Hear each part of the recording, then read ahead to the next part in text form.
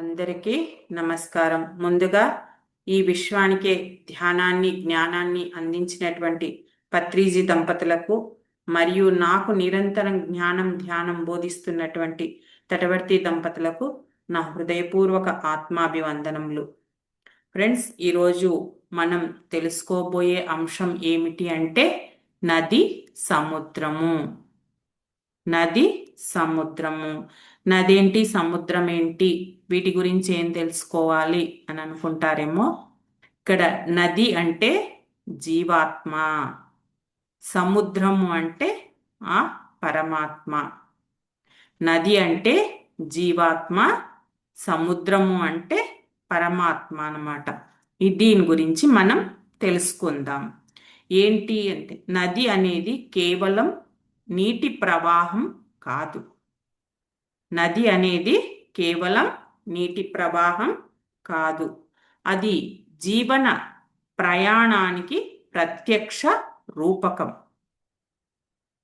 నది పుట్టుక ఎలా జరుగుతుంది అంటే చిన్న ఊటతో లేదంటే కొండ శిఖరాలలో జరుగుతుంది.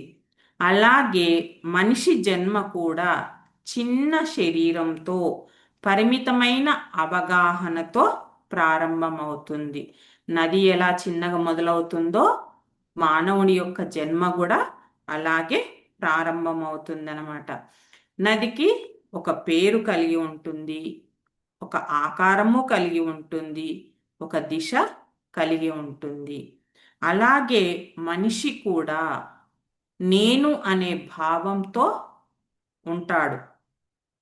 మనిషి కూడా నేను అనే భావంతో ఉంటాడు. పేరు కోసము, వంశం కోసము, కులం కోసము, దేశం కోసం జీవిస్తూ ఉంటాడనమాట. తన జీవితాన్ని ప్రారంభిస్తాడు. ఇంకా ఏంటి అంటే ఆశల కోసం, కోరికలతో, లక్ష్యాలతో తన జీవితాన్ని ప్రారంభిస్తాడు.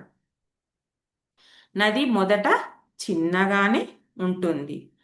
మనిషి కూడా అంటే ఈ మానవుడు కూడా బాల్యంలో చిన్న ఆలోచనలతోనే ఉంటాడనమాట. నది తన ప్రయాణంలో కొండలను ఢీకొంటుంది, ఇంకా రాళ్లను తాకుతుంది, వంపులు తిరుగుతుంది, ఎండిపోతున్నట్టు అనిపిస్తుంది, వరదలుగా కూడా మారుతుంది. మరి ఇవన్నీ నది ఎంపికలా అంటే కాదు, ఇవన్నీ కూడా ప్రకృతి నియమాలు. అలాగే మానవుని జీవితం కూడా, మానవ జీవితంలో ఏముంటాయి? సుఖం ఉంటుంది, దుఃఖం ఉంటుంది, సంతోషము ఉంటుంది, విజయాలు ఉంటాయి, పరాజయాలు ఉంటాయి, కష్టం ఉంటుంది, నష్టం ఉంటుంది, మరణ భయం ఉంటుంది. మరి ఇవన్నీ ఏమిటి అంటే మానవుడి యొక్క కర్మ ఫలితాలు. మరి భగవద్గీతలో శ్రీకృష్ణ భగవానుడు ఏం చెప్పాడు? కర్మ చేయడానికే నీకు అధికారం ఉంది, కర్మ ఫలాలపై నీకు ఎలాంటి అధికారము లేదని చెప్పడం జరిగింది. నది ఫలితాల గురించి ఆలోచించదు. దానిది ఒకటే లక్ష్యం ఏంటి? ప్రవహించడమే, ప్రవహిస్తూనే ఉంటుందన్నమాట. మనిషి కూడా బాధలు వచ్చినా, కష్టాలు వచ్చినా జీవన ప్రవాహాన్ని ఆపలేడు. అంటే మనం అలాగే జీవిస్తున్నాం కదా, ఎన్ని బాధలు వచ్చినా, ఎన్ని కష్టాలు వచ్చినా మన జీవితాన్ని ఏమన్నా ఆపేస్తున్నామా? ఆపేయమన్నమాట. అలాగే అన్నమాట. ఇక అహంకారం అనేది నది తీరం లాంటిది. నదికి రెండు తీరాల మధ్య ప్రవహిస్తుంది. నది పోతూ ఉంటే అటో తీరం ఇటో తీరం ఉంటుంది కదా, ఆ తీరాలే నదికి ఆకారాన్ని ఇస్తాయి. అంతే కదా, రెండు తీరాలు ఎటెటు ఉంటే ఆ నది అటటు వెళ్తుంది, అందుకే అవి ఆకారాన్ని ఇస్తాయి. మనిషికి కూడా రెండు తీరాలు ఉన్నాయి. ఏంటివి అంటే నేను అనే అహంకారము, నాది అనే మమకారము. నేను అనే అహంకారము, నాది అనే మమకారము. మరి ఈ రెండు ఉన్నంత వరకు మానవుడికి బాధ తప్పదు. భయము తప్పదు. బాధలు, భయము అనేవి తప్పవు. దాంతోపాటు పునర్జన్మ కూడా తప్పదు. ఇవన్నీ ఉన్నప్పుడు తప్పనిసరిగా పునర్జన్మ ఉంటుంది. ఒక నదికి తీరం కనుక లేకపోతే నది ఏమవుతుంది? సముద్రంగా మారుతుంది. మనిషి కూడా, అంటే ఈ మానవుడు కూడా నేను నాది అనేది విడిచిపెడితే పూర్ణాత్మగా మారుతాడు. పూర్ణాత్మ అవుతాడనమాట. పూర్ణాత్మను చేరే వరకు బాధలు తప్పవు. నీవు చివరికి దైవత్వాన్ని సాధించి ఆఖరి జన్మలో ఉన్నా కూడా, ఆఖరి జన్మలో ప్రవేశించినా కూడా, అంటే చూడండి, రాముడు, కృష్ణుడు, బుద్ధుడు, జీసస్ లాగా బాధలు పడవలసిందే. పూర్ణాత్మను చేరకుండా ఇంతవరకు దైవత్వాన్ని పొందినా కూడా మనకు బాధలు తప్పవు. ఇది ఒక గొప్ప సత్యం. ఇది తెలుసుకోవాలన్నమాట.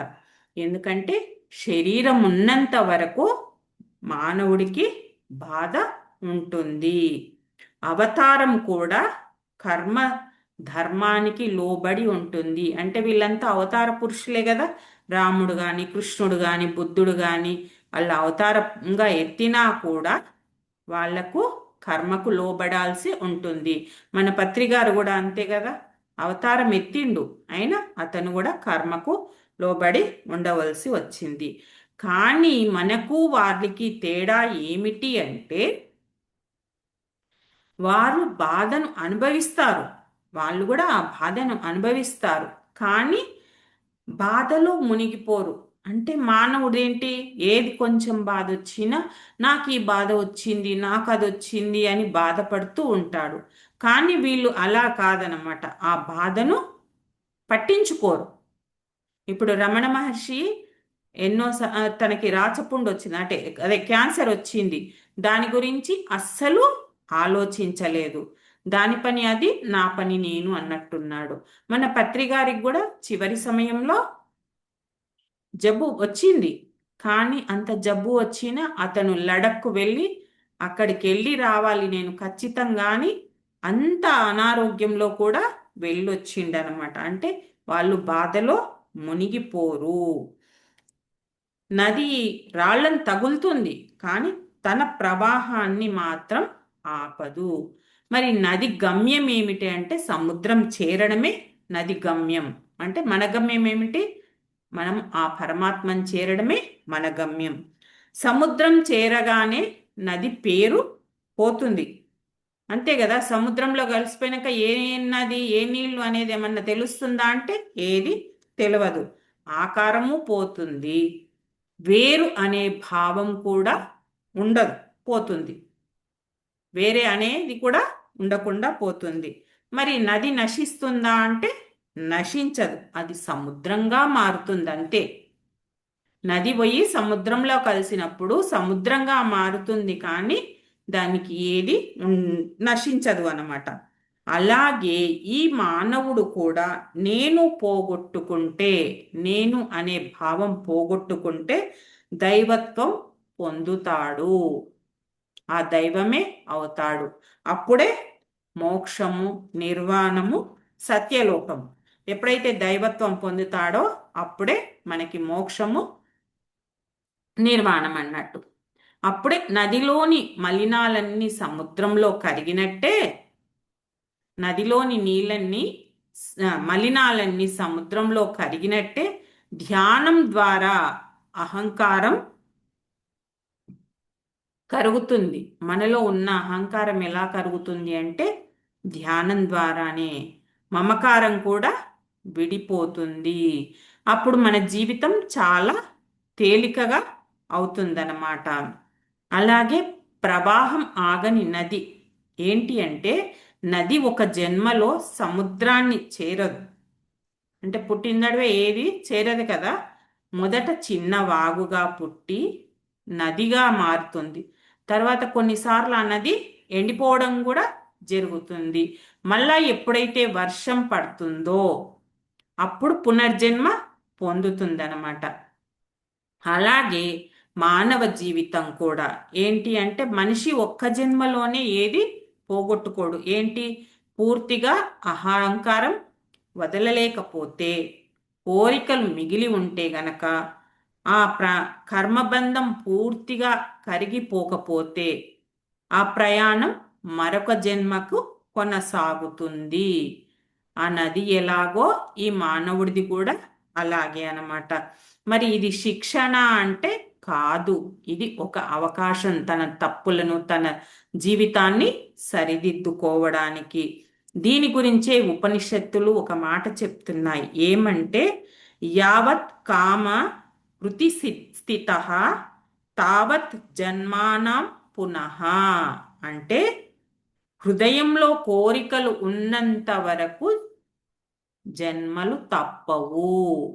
హృదయంలో కోరికలు ఉన్నంత వరకు జన్మము తప్పదు. ఇది నది సముద్రాన్ని చేరే వరకు కూడా ఆగదు అన్నమాట. నేను అనే అహంకారమే పెద్ద ఆటంకం. ఆ నదిని సముద్రం చేరాలి అంటే ఈ నేను అనే అహంకారమే పెద్ద ఆటంకం. మరి నదికి పెద్ద ఆటంకం ఏమిటి అంటే, మనం అనుకుంటాం రాళ్ళు అంటే కాదు, కొండలు అంటే కాదు. ఏంటి ఆటంకము అంటే తాను వేరే అన్న భావమే. అంటే సముద్రం వేరు, నేను వేరు అన్న భావమే. నది తనను సముద్రం నుండి వేరనుకుంటుంది. మనంగానే ఇప్పుడు ఆ పరమాత్మ నుంచి వేరే ఎలా అనుకుంటున్నామో అలాగే మనిషి కూడా, అంటే ఈ మానవుడు కూడా తనను సత్యం నుండి వేరనుకుంటున్నాడు. మనం రోజు ఇదే కదా చెప్పుకుంటున్నాం, సత్యం నుండి అంటే ఆ పరమాత్మ నుంచి మనం వేరే అనుకుంటున్నాం. నీవు వేరు నేను వేరు అంటే ఎంతసేపు నేను నేను అనేది ఉంటుంది ఇక్కడ. ఈ శరీరమే నేను, ఈ మనసే నేను, నేనే ఒక ఎమ్మెల్యేను, నేనే ఒక కోటీశ్వరుణ్ణి, ఇలా ప్రతిదానికి నేను నేను అని అన్ని ఇవన్నీ కూడా ఏమవుతాయి? అహంకార రూపాలు. అంతే కదా, అహంకారంగానే కదా, నేను అనడమే అహంకారం అన్నమాట. ఈ అహంకారం అనేది మంచిని చెడును రెండిటిని కూడా తనకే ఆపాదించుకుంటుంది. మంచిని ఆపాదించుకుంటుంది, చెడును ఆపాదించుకుంటుంది. అంటే మంచి చేసినప్పుడు నేనే చేశాను ఇంత మంచి అనేది ఆపాదించుకుంటుంది. అలాగే చెడు చేసినప్పుడు కూడా తన గొప్ప కోసం చెప్పుకుంటుంది అనమాట. కానీ సత్యం ఏమిటంటే నీవు కర్తవు కాదు, నీవు సాక్షివి. ఈ సాక్షి భావం కలిగిన రోజున నది సముద్రాన్ని గుర్తించినట్టే మానవుడు తన మూలాన్ని గుర్తిస్తాడు. ఈ సాక్షి భావం అంటే నేను కర్తను కాను, నేను సాక్షిని అనే సాక్షి భావం కలిగిన రోజున నది సముద్రాన్ని గుర్తించినట్టే మానవుడు తన మూలాన్ని గుర్తిస్తాడు. ఇంకా చూడండి, మమకారం అనేది నదిని ఒడ్డులా కట్టి పడేస్తుంది. ఇదేంటి అంటే నాది అనే భావం, అంటే నా కుటుంబము, నా సంపద, నా పేరు, నా ఊరు, నా శరీరము, నా భార్య, నా పిల్లలు, ఇలా ప్రతిదీ నా నా నా నా అని ఇవన్నీ కూడా ఏంటి అంటే నదికి ఉన్న తీరం లాంటివి అన్నమాట. ఆ తీరాలే లేకపోతే నది ఎంతైనా విస్తరిస్తుంది కదా, లోతు కూడా పొందుతుంది. ఎంత లోతు అనుకుంటుందో అంత లోతు పొందుతుంది, ఎంత విస్తరించాలనుకుంటో అంత వెడల్పు అవుతుంది అనమాట. అలాగే మానవుడికి కూడా మమకారం కనుక లేకపోతే, ఈ మమకారం అనేది లేకపోతే మానవుడి యొక్క హృదయం విశాలంగా పొందుతాడనమాట. అంటే పూర్ణమైన హృదయాన్ని పొందుతాడు. అదే భయాన్ని కూడా కోల్పోతాడు. ఈ నా అనే భావము, నాది మాది అనే భావం లేకపోతే ఆయన వాళ్ళకి భయం అనేది ఉంటుందా? ఉండదు కదా. అలా అన్నమాట. దీనికే బుద్ధుడు ఒక మాట చెప్పడం జరిగింది, మమకారం ఉన్నంత వరకు బాధలు తప్పవు. మమకారం ఉంటేనే బాధలు ఉంటాయి కదా. ఇది సబ్జెక్టు గురించి మనం రోజు వింటూనే ఉన్నామన్నమాట. ఇంకా చూడండి, మరి నది తన ధర్మాన్ని వదలదు అంటే నది తన ధర్మాన్ని వదలదు. తన తన ధర్మం ఏమిటి అంటే ప్రవహించడమే. ఎక్కడన్నా ఆగిపోతుందా ప్రవహించకుండా? దాని దాని మటుకు అది ప్రవహిస్తూనే ఉంటుంది. మరి మనిషి ధర్మం ఏమిటి అంటే తన పాత్రను నెరవేర్చడం. మనం ఏదైతే పాత్ర పోషించడానికి వచ్చామో, ఒక తల్లిగా, ఒక తండ్రిగా, ఒక అత్తగా, ఒక మామగా, మన సినిమా హీరోలుగా తమ రోల్స్ని ఎలా నిర్వహిస్తారో అలా మన పాత్రలను మనం పోషించడం. ఫలంపై ఆసక్తి లేకుండా కర్మ చేయడం. మనం చేసే ఫలితం పైన మనం ఫలం ఆశించకూడదు అన్నమాట. రాముడు రాజ్యాన్ని కోల్పోయాడు. ఉం? కృష్ణుడు యుద్ధం చేశాడు. బుద్ధుడు రాజ్యాన్ని వదిలాడు. జీసస్ సిలువ ఎక్కాడు. చూడండి, రాముడు రాజ్యాన్ని వదిలేశాడు, అరణ్యంలో ఉన్నాడు 14 సంవత్సరాలు. అలాగే కృష్ణుడు ఎన్నో యుద్ధాలు చేయడం జరిగింది. ఇంకా బుద్ధుడు ఈ జ్ఞానం కోసం తన సంసారాన్ని, పిల్లల్ని, రాజ్యాన్ని అన్నీ వదిలేశాడు. జీసస్ను కూడా సిలువ వేయడం జరిగింది. మరి వీరందరూ తమ ధర్మాన్ని వదిలినరా అంటే వదలలేదు. తమ ధర్మం ఏదో తాము పాటించారు. అంటే దైవత్వం అంటే బాధ లేకపోవడం కాదు. వాళ్ళు దైవత్వ స్థితిలో ఉన్నా వాళ్ళకి బాధలు లేవు అని కాదు. బాధలో కూడా వాళ్ళు స్థిరంగా ఉండడం. వాళ్ళు ఎంత బాధ వచ్చినా దాన్ని తట్టుకొని స్థిరంగా ఉండారనమాట. ఇంకా నది సముద్రాన్ని ప్రేమించడం. అంటే ప్రేమించడం అంటే భక్తి అనమాట. ఏంటి అంటే సముద్రం నదికి భయపడుతుందా అంటే భయపడడం కాదు, అది సముద్రం వైపు ఆకర్షితం అవుతుంది అనమాట. మనిషి కూడా దేవుణ్ణి కోరడం కాదు, దేవుడిలో కరిగిపోవాలి అని కోరాలి. మనిషి అంటే మానవుడు దేవుడిలో కరిగిపోవాలని కోరాలి అన్నమాట. మరి నిజమైన భక్తి ఏమిటి అంటే మనలో ఉన్న అహంకారాన్ని కరిగిస్తుంది. నిజమైన భక్తి ఏంటి అంటే మనలో ఉన్న అహంకారాన్ని కరిగిస్తుంది, తప్పొప్పులను సరిచేస్తుంది, చివరకు శూన్యం చేస్తుంది. ఈ నిజమైన భక్తి మనకు కలిగిన రోజున ఇవన్నీ కూడా కలుగుతాయి. ఈ శూన్యమే ఏంటి అంటే పరిపూర్ణత. ఇంకా నది తన పని తాను చేస్తూనే గమ్యం చేరుతుంది. తన పని తాను చేస్తూనే గమ్యం చేరుతుంది. అంటే మన పని మనం చేస్తూ మనకి ఏవైతే పనులు ఉన్నాయో, ఏవైతే మనం ఎంపిక చేసుకొని వచ్చామో అవన్నీ చేస్తూ మన గమ్యం ఏంటి? ఆ సత్యలోకం చేరడం. దీనికి ఇంకా కొంచెం వివరణ తీసుకుందాం. ఏంటి అంటే నది ఎప్పుడైనా విశ్రాంతి తీసుకుంటుందా అంటే నది ఎప్పుడూ విశ్రాంతి తీసుకోదు, పోతూనే ఉంటుంది. అలాగే సాధకుడు కూడా కర్మను వదలకూడదు. అంటే ఏ పనిని కూడా వదలకూడదు. కర్మ చేస్తూ కర్తను వదలాలి. మన కర్మ పని చేస్తూ ఆ వచ్చే ఫలితాన్ని వదలాలి. అంటే నేను చేస్తున్నా అనే భావనను వదలాలి. ఇదే భగవద్గీతలో చెప్పడం జరిగింది. ఏంటి? కర్మణ్యేవాధికారస్య మా ఫలేషు కదాచన. ఒక్క నిమిషం, నాకు శ్లోకం మర్చిపోతి. కర్మణ్యేవాధికారస్తే మా ఫలేషు కదాచన మా కర్మ ఫలహేతుర్భు మాతే సంగోస్తి కర్మణ. అంటే కర్మలు చేయడానికే నీకు అధికారం ఉంది, కర్మ ఫలితం ఆశించడానికి అధికారం లేదు. నీవు కర్మలు చేస్తూ వెళ్ళాలి అని ఇది అర్థం అన్నమాట. పని చేస్తూ నేను చేస్తున్నాను అనే భావం మనం వదలాలి.